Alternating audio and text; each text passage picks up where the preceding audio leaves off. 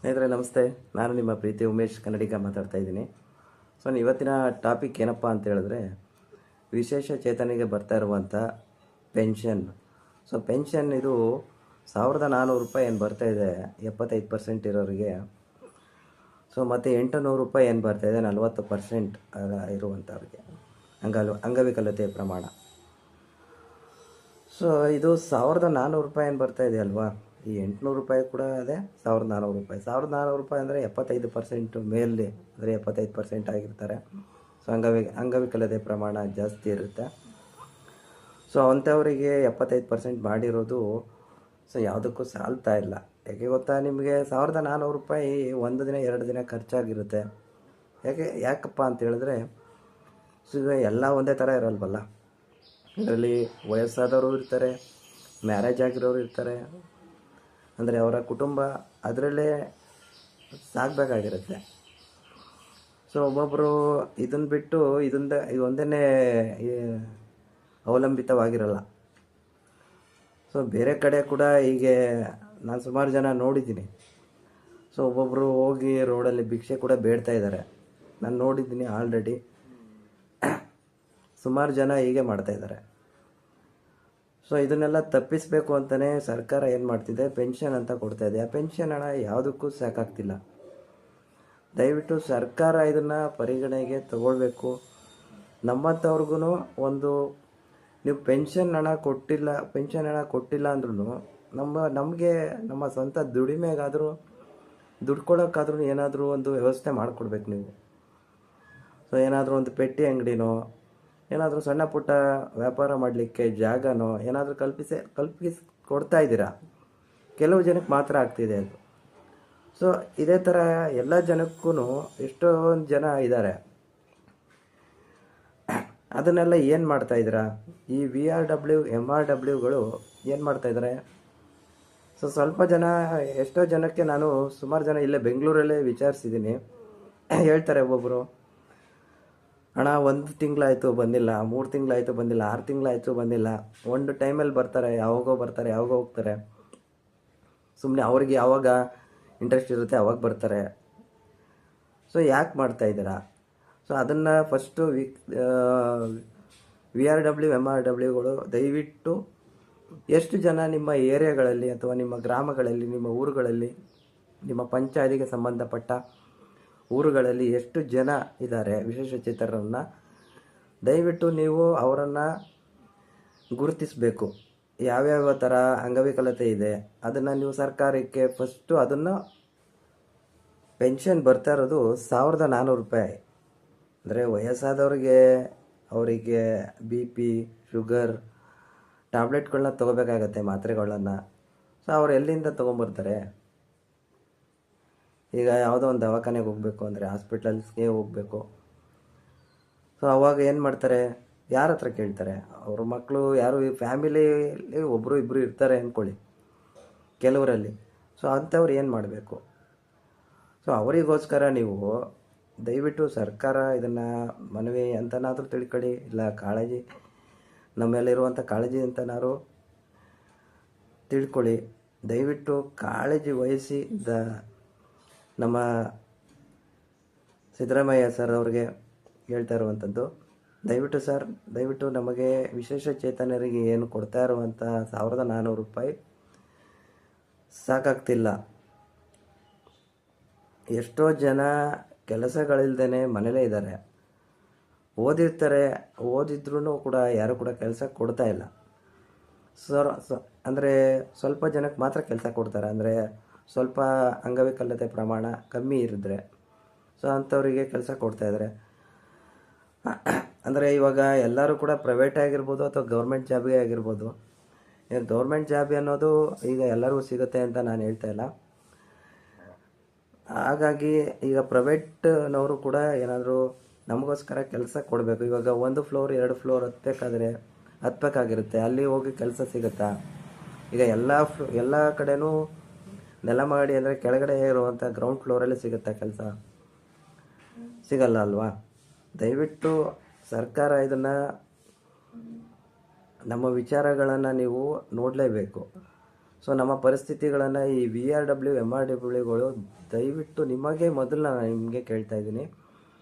So ನಿಮ್ಮ ಬಗ್ಗೆ ನೀವು ಯೋಚನೆ ಮಾಡ್ತಾ ಇದ್ದೀರಾ, ಹೌದು. ಹಾಗೆ ಕೂಡ ನಮ್ಮ ಬಗ್ಗೆನೂ ನೀವು ಯೋಚನೆ ಮಾಡಲೇಬೇಕು. ಸೊ ಹಂಗಾಗಿ ನಾನು ನಿಮಗೆ ಇನ್ನು ಏನಪ್ಪ ಕೇಳ್ತಾ ಇದ್ದೀನಿ ಅಂದರೆ, ದಯವಿಟ್ಟು ನಿಮ್ಮ ಊರಿನ ಗ್ರಾಮದಲ್ಲಿರುವಂಥ ಅಥವಾ ಏರಿಯಾ ಯಾವುದೇ ವಾರ್ಡಲ್ಲಾಗಿರ್ಬೋದು, ಪ್ರತಿಯೊಬ್ಬರಲ್ಲೂ ಅವರ ಕುಂದುಕೊರತೆಗಳನ್ನು ನೀವು ವಿಚಾರಿಸಿ ಸರ್ಕಾರದ ಗಮನಕ್ಕೆ ನೀವು ತರೋದು. ಅದಕ್ಕೆ ಅಂತಲೇ ನೀವು ಇರೋದಲ್ವಾ, ಅದಕ್ಕೆ ಅಂತಲೇ ಕೆಲಸ ಮಾಡ್ತಾ ಇದ್ದೀರಲ್ವ. ಇವತ್ತು ಸುಮಾರು ಜನ ಕೇಳ್ತಾರೆ, ನಮ್ಮ ಮನೆಗೆ ಬಂದು ಸುಮಾರು ದಿನ ಆಯಿತು, 1 ತಿಂಗಳಾಯಿತು, 6 ತಿಂಗಳಾಯಿತು ಅಂತ ಹೇಳ್ತಾ ಇದ್ದಾರೆ. ಸೊ ಹಾಗಾಗಿ ನೀವೆಲ್ಲ ಕಡೆ ಕೆಲಸ ಮಾಡ್ತಾ ಇದ್ದೀರಾ. ಈ ಹೊಸಬ್ರಂತೂ ತುಂಬ ಚೆನ್ನಾಗಿ ಮಾಡ್ತಾ ಇದ್ದೀರಾ. ನಾನು ಕೆಲವು ನನ್ನ ಸ್ನೇಹಿತರು ಕೂಡ VRW MRW ಕೆಲಸ ಮಾಡ್ತಾ ಇದ್ದಾರೆ. ಅವರು ಕೂಡ ಚೆನ್ನಾಗಿ, ಅವರ ಕಡೆ ಯಾವುದು ಪ್ರಾಬ್ಲಮ್ ಇರಲ್ಲ. ಒಂದೊಂದು ಸಣ್ಣ ಪುಟ್ಟ ಇದ್ರೂ ಕೂಡ ಅವರೇ ಎಲ್ಲ ಇದು ಮಾಡ್ಕೊಂಡು ಹೋಗ್ತಾರೆ, ಸರಿದೂಗಿಸ್ಕೊಂಡು ಹೋಗ್ತಾರೆ. ಸೊ ಹಾಗಾಗಿ ದಯವಿಟ್ಟು ಈ 1400 ರೂಪಾಯಿ ಏನು ಬರ್ತಾ ಇದೆ ಅದ್ರ ಬಗ್ಗೆ ನೀವು ಯೋಚನೆ ಮಾಡಿ. ಸೊ ನಿಮ್ಮ ಬಗ್ಗೆನೇ ನೀವು ಯೋಚನೆ ಮಾಡಬೇಕು. ನಿಮ್ಮ ಬಗ್ಗೆ ಯೋಚನೆ ಮಾಡೋದಲ್ಲದೆ ನಮ್ಮ ಬಗ್ಗೆನೂ ನೀವು ಯೋಚನೆ ಮಾಡಲೇಬೇಕು. ಇವತ್ತು 1400 ರೂಪಾಯಿ ಯಾವುದಕ್ಕೂ ಸಾಕಾಗ್ತಿಲ್ಲ. ಅದು ಯೋಚನೆ ಮಾಡಿ. ಈಗಿನ ಬೆಲೆಗಳಲ್ಲಿ ಬೆಲೆ ಎಷ್ಟು ಏರ್ತಾ ಇದೆ, ಆದರೆ ಪೆನ್ಷನ್ ಹಣ ಯಾಕೆ ಇಷ್ಟೊಂದು ಕಮ್ಮಿ ಕೊಡ್ತಾ ಇದ್ದೀರಾ? ಸೊ ಈಗ ಬುದ್ಧಿಮಾಂದ್ಯರಿಗೆ ಮಾತ್ರ 1,000 ರೂಪಾಯಿ ಅವರ ತಂದೆ ತಾಯಿ ಅಂದರೆ ಪೇರೆಂಟ್ಸ್ ಯಾರು ನೋಡ್ಕೊತಾರೆ, ಗಾರ್ಡಿಯನ್ಸ್, ಅವರಿಗೆ 1,000 ರೂಪಾಯಿ ಮಾಡಿದ್ದೀರಾ. ಸೊ ಬುದ್ಧಿಮಾಂದ್ಯರೇ ಇರ್ತಾರೆ ಅಂತ ಏನಿಲ್ಲ. ಈಗ ಕೈಗಳು ಕಾಲುಗಳು ಎರಡೂ ತೊಂದರೆ ಇರ್ತವೆ, ಅವರೆಲ್ಲೂ ಓಡಾಡ್ಲಿಕ್ಕಾಗಲ್ಲ, ಬುದ್ಧಿ ಚೆನ್ನಾಗಿರುತ್ತೆ. ಸೊ ಅಂಥವ್ರನ್ನ ನೋಡ್ಕೋಬೇಕು, ಆರೈಕೆ ಮಾಡಬೇಕು ಅಂತ ಹೇಳಿದ್ರೆ ಈಗಿನ ಅವರ ತಂದೆ ತಾಯಿ ಆದರೆ ನೋಡ್ಕೊತಾರೆ, ಆದರೆ ಬೇರೆಯವರು ಅದೇ ರೀತಿ ನೋಡ್ಕೊತಾರ? ಸರ್ಕಾರಕ್ಕೆ ಇದೊಂದು ಮನವಿ ಸಲ್ಲಿಸ್ತಾ ಇದ್ದೀನಿ, ದಯವಿಟ್ಟು ಇದನ್ನು ಪರಿಗಣನೆಗೆ ತಗೊಳ್ಬೇಕು. ಯಾಕಪ್ಪ ಅಂತ ಹೇಳಿದ್ರೆ ಈಗ ಸುಮಾರು ಜನ ಏನು ಮಾಡ್ತಾರೆ, ಭಿಕ್ಷೆ ಬೇಡ್ತಾ ಇದ್ದಾರೆ. ಅವರ ಫ್ಯಾಮಿಲಿನ ಸಾಕೋದಕ್ಕೋಸ್ಕರ ಭಿಕ್ಷೆ ಬೇಡ್ತಾ ಇದ್ದಾರೆ ರೋಡಲ್ಲಿ. ಈ ವಿಷಯಗಳೆಲ್ಲ ನಿಮ್ಗೆ ಯಾಕೆ ಅರ್ಥ ಆಗ್ತಿಲ್ಲ?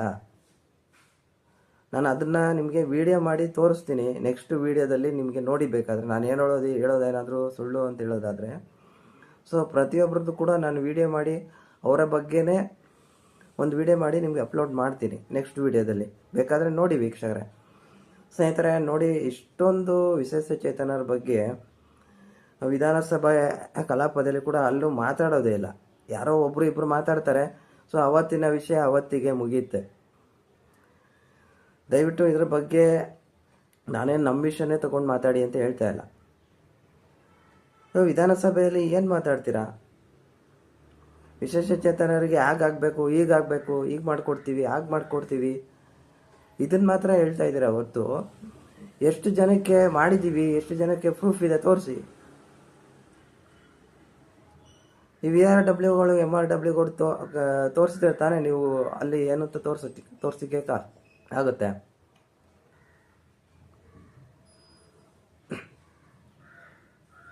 ಅಲ್ವಾ? ಸೊ ಇದನ್ನು ನನ್ನ ಒಬ್ಬನ ದೃಷ್ಟಿಯಿಂದ ನಾನು ನಿಮ್ಗೆ ಕೇಳ್ತಾ ಇಲ್ಲ, ಪ್ರತಿಯೊಬ್ಬರು ನನ್ನ ಪರವಾಗಿ ಅಂದರೆ ಪ್ರತಿಯೊಬ್ಬರ ಪರವಾಗಿನೂ ಕೂಡ ನಾನು ಕೇಳ್ತಾ ಇದ್ದೀನಿ. ನಾನೊಬ್ಬನಿಗೋಸ್ಕರ ನಾನು ಕೇಳ್ತಾ ಇಲ್ಲ. ನನ್ನ ಸ್ನೇಹಿತರು ಎಷ್ಟೋ ಜನ ಬೀದಿಯಲ್ಲಿ ಭಿಕ್ಷೆ ಬೇಡ್ತಾ ಇದ್ದಾರೆ. ಸೊ ವಿಶೇಷಚೇತನರು ಅಂತ ಹೇಳಿದ್ರೆ ನಿಮಗೆ ಯಾವ ಥರ ಇದೆ ಅಂತ ನನಗಂತೂ ಗೊತ್ತಾಗ್ತಿಲ್ಲ. ಅವರು ಕೂಡ ಎಲ್ಲರೂ ಮನುಷ್ಯರಲ್ವಾ, ಅವ್ರಿಗೂ ಅವರದೇ ಆದಂಥ ಗೌರವ ಇರುತ್ತೆ. ದಯವಿಟ್ಟು ಅದನ್ನು ನೀವು ಯಾರೇ ಆಗಿರ್ಬೋದು ಅವರಿಗೆ ಸಹಾಯ ಮಾಡಿ ಅಂತ ಹೇಳಿದ್ರೆ ನೀವು ಒಂದಿನ 2 ದಿನ ಸಹಾಯ ಮಾಡಿಬಿಟ್ಟು ನಾನು ಮಾಡಿದ್ದೀನಿ ಅಂತ ವಿಡಿಯೋದಲ್ಲಿ ಅಪ್ಲೋಡ್ ಮಾಡೋದಲ್ಲ.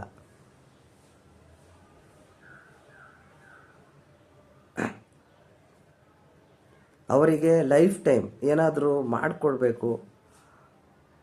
ಈಗ ಪರಿಸ್ಥಿತಿ ಹೇಗಿದೆ ಅಂತ ಹೇಳಿದ್ರೆ ಈಗ ಯಾರು ಕೂಡ ವಿಶೇಷಚೇತನರ ಬಗ್ಗೆ ಕಾಳಜಿನೇ ತುಂಬ ಕಮ್ಮಿ ಆಗ್ತಿದೆ ಅಂದರೆ ಈಗಿನ ಅಲ್ಲ, ಹಿಂದಿನಿಂದ ನಡ್ಕೊಂಡು ಬಂದಿರುವಂಥ ವಿಷಯನೇ ಇದು. ಯಾಕೆ ತಾತ್ಸಾರ ಮನೋಭಾವ ತೋರಿಸ್ತಾ ಇದ್ದೀರಾ ವಿಶೇಷಚೇತನರಿಗೆ? ಅವರಿಗೂ ಅವರದೇ ಆದಂಥ ಗುರಿಗಳಿರ್ತವೆ. ಇವಾಗ ಅವರಿಗೆ ಚಿಕ್ಕಂದಿನಿಂದನೂ ಓದಲಿಕ್ಕಾಗಿರಲ್ಲ. ಸೊ ಹಾಗಂತ ಅವ್ರೇನು ಓದಿಲ್ಲ, ಅವ್ರಿಗೆ ಯಾಕೆ ಏನು, ಅವರೆಲ್ಲ ಏನು ಮಾಡಬೇಕು? ಈಗ ಸ್ವಲ್ಪ ಜನ ಓದಿರ್ತಾರೆ, ಒಳ್ಳೆ ಕೆಲಸದಲ್ಲಿ ಇರ್ತಾರೆ. ಸೊ ಹಾಗಂತ ಎಲ್ಲರೂ ಒಂದೇ ಥರ ಇರ್ತಾರ? ದಯವಿಟ್ಟು ಇದನ್ನು ಗಮನ ಹರಿಸ್ಬೇಕು ನೀವು. ನಾನು ಕೇಳ್ತಾ ಇರುವಂಥದ್ದು, ಈ ಸಣ್ಣ ಪುಟ್ಟ ತುಂಬ ಗುಡಿಸಲಲ್ಲಿ ವಾಸ ಮಾಡ್ತಿರುವಂಥ ವಿಶೇಷ ಚೇತನರಿಗೆ ದಯವಿಟ್ಟು ಸರ್ಕಾರ VRWಗಳನ್ನು MRWಗಳನ್ನು ಕಳಿಸ್ಕೊಟ್ಟು ಅಲ್ಲಿರುವಂಥ ಅವರಿಗೆ ಏನು ಬೇಕಾಗಿದೆ, ಸಲಕರಣೆಗಳಾಗಿರ್ಬೋದು, ಅಥವಾ ಅವರಿಗೆ ಮೆಡಿಕಲ್ ಚಾರ್ಜಸ್ಸು ಎಷ್ಟು ಇರುತ್ತೆ, ಎಷ್ಟು ಬೇಕಾಗತ್ತೆ ಗೊತ್ತಾ? ಕೊನೆಯಲ್ಲಿ ಒಂದು ಮಾತು ಹೇಳಕ್ಕೆ ಇಷ್ಟಪಡ್ತೀನಿ ಸ್ನೇಹಿತರೆ. ಸೊ ವಿಶೇಷ ಚೇತನ ಅನ್ನೋದು ಕೂಡ ಅವರಿಗೂ ದೇವರು ಯಾವುದಾದ್ರೂ ಒಂದು ಕಳ್ಕೊಂಡ್ರೆ ಇನ್ನೊಂದು ಕೊಟ್ಟಿರ್ತಾನೆ ಅಂತ ಹೇಳ್ತಾರೆ. ಸೊ ಹಂಗಾಗಿ ಅವರಿಗೂ ಅವರವರ ಪ್ರತಿಭೆಯನ್ನು ಗುರುತಿಸಿ, ಯಾವುದೆಲ್ಲ ಆಗಿರ್ಬೋದು, ಕಲೆ ಆಗಿರ್ಬೋದು, ಸಾಹಿತ್ಯ ಆಗಿರ್ಬೋದು, ನೃತ್ಯ ಆಗಿರ್ಬೋದು, ಏನೇ ಆಗಿರ್ಬೋದು, ಸೊ ಅದನ್ನು ಹೊರಗಡೆ ತರೋದು ನಿಮ್ಮೆಲ್ಲರ ಕರ್ತವ್ಯ. ಸೊ ಹಾಗಾಗಿ ದಯವಿಟ್ಟು ಅವರಿಗೆ ಸ್ವಾವಲಂಬಿಯಾಗಿ ಅವರೇ ದುಡಿದು ಜೀವಿಸುವಂತಾಗಲಿ. ಇದೇ ನಮ್ಮ ಆಶಯ, ನಿಮ್ಮೆಲ್ಲರ ಆಶಯ. ದಯವಿಟ್ಟು ಸ್ನೇಹಿತರೆ, ಯಾರಾದರೂ ನಿಮಗೆ ರೋಡಿನಲ್ಲಾಗಿರ್ಬೋದು, ನಿಮಗೆ ಎಲ್ಲಿ ಆದರೂ ಕಂಡರೆ ಅವರಿಗೆ ಏನಾದರೂ ಒಂದು ಸಣ್ಣ ಸಹಾಯನಾದರೂ ಮಾಡಿ, ಓಕೆನಾ? ಅವರಿಗೆ ಅವ್ರು ಏನೇ ಸಣ್ಣ ಪುಟ್ಟ ತಪ್ಪು ಮಾಡಿದ್ರು ಅವರನ್ನು ನಿಂದಿಸಿಲ್ಲ ಹೋಗಬೇಡಿ.